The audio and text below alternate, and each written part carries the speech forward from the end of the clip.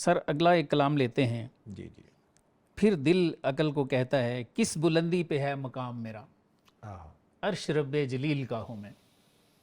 سر یہ فرمائیں کہ کیا یہ دل مومن جو ہے یہ اللہ کا عرش بن جاتا ہے؟ علامہ تو ایسے ہی فرما رہے ہیں. بالکل. دیکھیں بندہ مومن کا دل کچھ چیزیں ہوتی ہیں جو مفہوم مخالف سے لی جاتی ہیں. مثلاً آپ دیکھیں کہ حدیث پاک رسول کریم صلی اللہ علیہ وسلم کی جس میں آپ نے فرمایا کہ لِكُلِّ شَيْءٍ ثِقَالَةٌ وَثِقَالَةُ الْقَلْبِ لَا إِلَٰهَ إِلَّا اللَّهُ.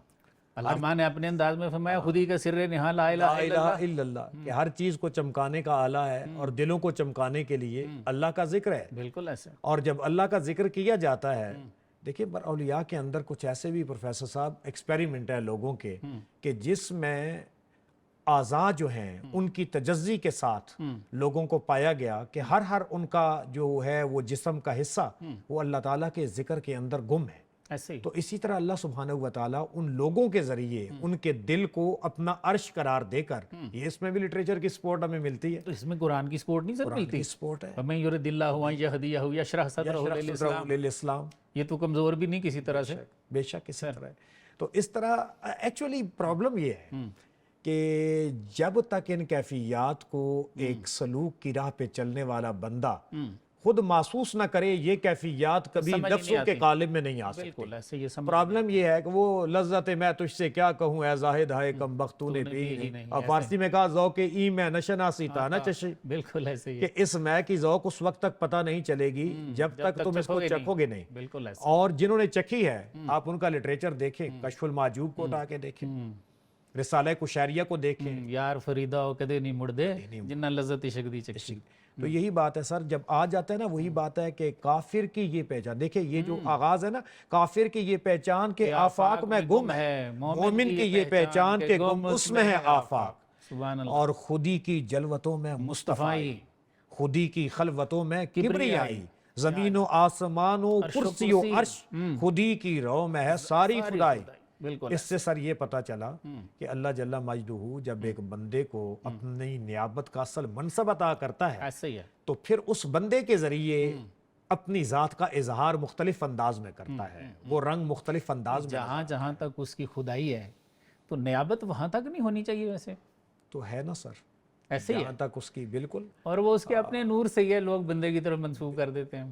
تو یہ اللہ جل مجدہ اپنا دیکھیں اللہ تعالیٰ. مولانا نے سر آپ کی بات کٹ رہی ہے، مولانا نے ایک بڑی مزے کی بات فرمائی. جی جی. آپ نے فرمایا کہ کیا عیسیٰ علیہ السلام مردے خود زندہ کرتے تھے؟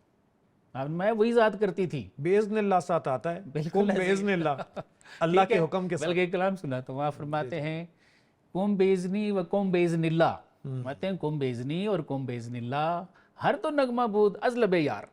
فرماتے ہیں دونوں کلام ذات کے ہوتے تھے اور دونوں پہ مردہ کھڑا ہو جاتا تھا. بے شک. ٹھیک ہے، لیکن ہم نے کس کی طرف منسوب کیا ہوا ہے کہ عیسیٰ علیہ السلام زندہ کرتے تھے. ایسے ہی ہے. تو اصل معاملہ جو ہے وہ من جانب اللہ ہی ہوتا ہے، ذات کا تصرف ہوتا ہے اور سارے کام اللہ تعالیٰ خود کرتے ہیں. پھنس بندہ آ جاتا ہے یا بندے کو پھنسا دیا جاتا ہے.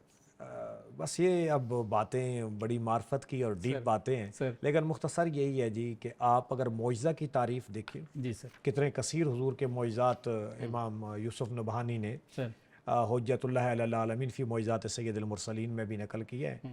اب ایک چیز آپ یاد رکھیں، جتنے بھی نبیوں کے یہ معجزات ہیں، یہ معجزہ عجز جو ہے سامعین کا تھا.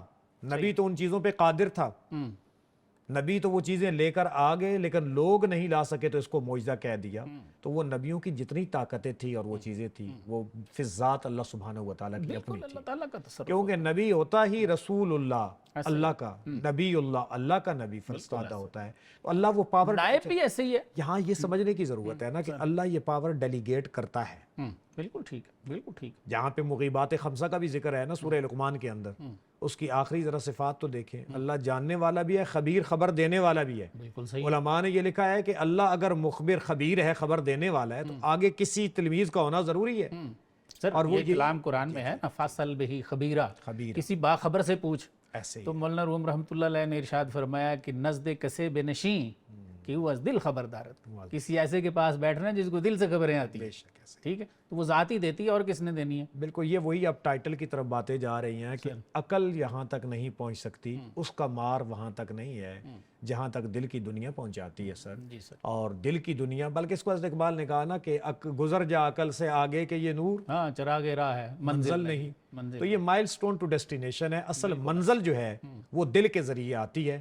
اسی لیے ہمارا جتنا اسلام کے اندر ایمانیات کا دار و مدار ہے، جس کو قرآن نے آخر میں متقین کی صفات میں بالآخرۃ هم یوقنون کہا ہے، وہ درجہ ایمان کے بعد ایقان اعلیٰ درجے کا ہے، وہاں تصدیق اور اس کا تعلق دل سے ہی ہے۔